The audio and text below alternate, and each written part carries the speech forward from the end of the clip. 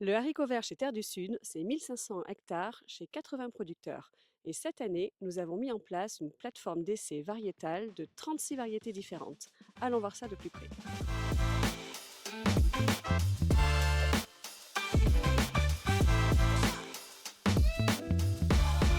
Alors à Terre du Sud, on propose un contrat à nos adhérents pour la culture de haricots verts. Nous, on vient apporter toute la partie mécanique, du semis, du binage à la herséterie jusqu'à la récolte, et ainsi que le suivi technique des haricots. On est sociétaire à Terre du Sud depuis 10 ans. Le plus important, c'est l'humain d'abord et le fait qu'on travaille avec les mêmes personnes depuis de nombreuses années. Et donc c'est ça qui fait que la relation perdure dans le temps.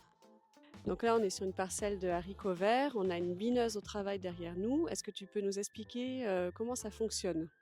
Alors le binage a deux fonctions. D'abord, c'est du désherbage mécanique.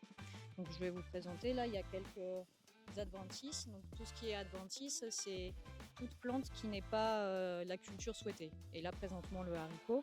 Donc on a là par exemple de la pomme de terre ou de la morelle. Ou, je crois tout à l'heure il y avait un kénopode. Donc la bineuse va arracher en fait ces adventices. Donc ça va nous éviter éventuellement des désherbages chimiques. Et ensuite, ça a aussi un rôle d'aération du sol pour favoriser la minéralisation des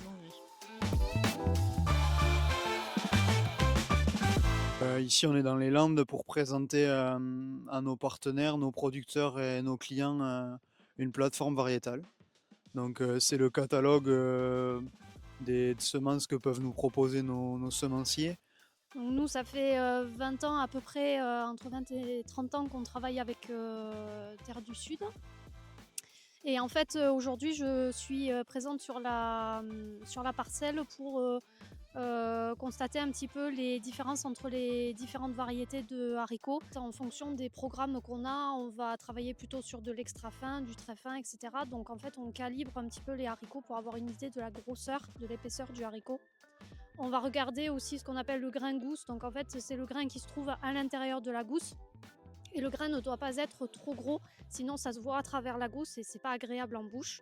L'objectif, il est déjà de voir si les variétés au champ, elles peuvent permettre au producteur de maintenir sa rentabilité grâce à un rendement optimal. On a aussi un objectif qualité, puisque les industriels sont très regardants, comme l'a dit Victoria, sur la teneur en extra fin pour leur cas, la colorimétrie, les notions de fil, de grain gousse. Donc l'objectif aujourd'hui, c'est de pouvoir proposer des produits qui répondent à ces cahiers des charges et donc satisfaire l'amont et l'aval. Dans notre métier, c'est un objectif premier.